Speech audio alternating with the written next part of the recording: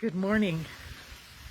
During this time of separation from one another, during this COVID time, recently my mom has been going through old photo albums and letters and sending me pictures, both of the letters and of our relatives who've gone before us.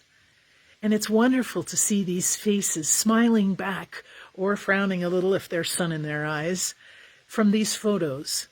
And while I still have the gift of my mom, I want so much to know the stories of these individuals, to know what their names were, and to know sort of a little of their history if she knows it.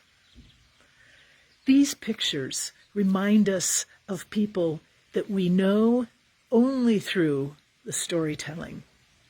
And I've told you before that there's been a researcher who is looking at how long we are remembered after we die. And this fellow, through lots of study and survey taking, has found out that most of us are only remembered 2 generations beyond us. And maybe that's even if we have children. If we don't have children, they might forget us sooner, right?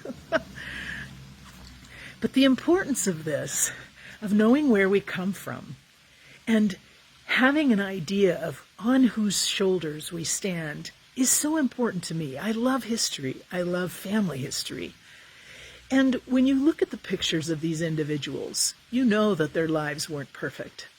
No one's life is. They look back from this one-dimensional photograph, and sometimes, if I have the chance, I'll try to peer more closely. When my grandmother died, my mom was collecting her items and divvying them up between the children and grandchildren, and she found photos of my grandmother's grandmother and grandfather and great-grandmother and grandfather. And that was so exciting for me.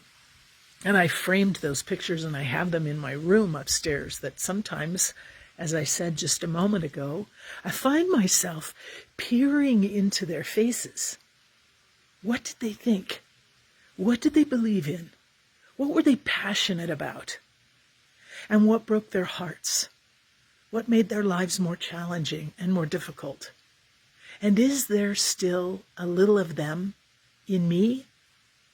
Have I been touched even greater than DNA? Is there something of their spirit that lives on in my life?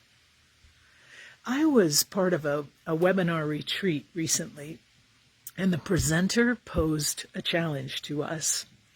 She said, take a look around your life and see whom God has called you to love. Who has God placed in your life? Who has the divine given to you to love? Now, some loves are so easy. They're like a river with no obstacles, right? It just flows. And other loves are more challenging, more hiccuping, almost like when you're learning to drive a stick shift car, right? And it's stripping the gears, trying to get it to move smoothly. Some love is like that, where you keep going back and saying, should it be this much work? When my father was dying, very ill, I visited for the last time, and I guess I was in a bit of denial. I didn't want to think it was the last time I would see him alive in this earth.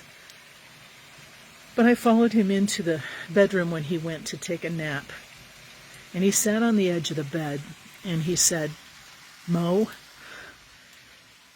please don't forget me.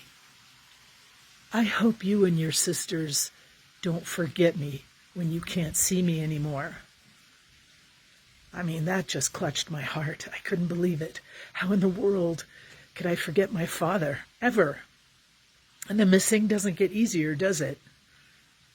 Don't forget me. 2 generations beyond our life, people forget us. We look at the pictures of our great-great-grandparents, if we're lucky enough to see them. And don't forget me is the cry that comes forth from the heart of every human being. Don't just remember me for the things that are memorable. And certainly, please don't remember me only for the mistakes I've made or for the things I could have done better. Remember me for who I was and the fact that I tried my best at every moment, just doing my best.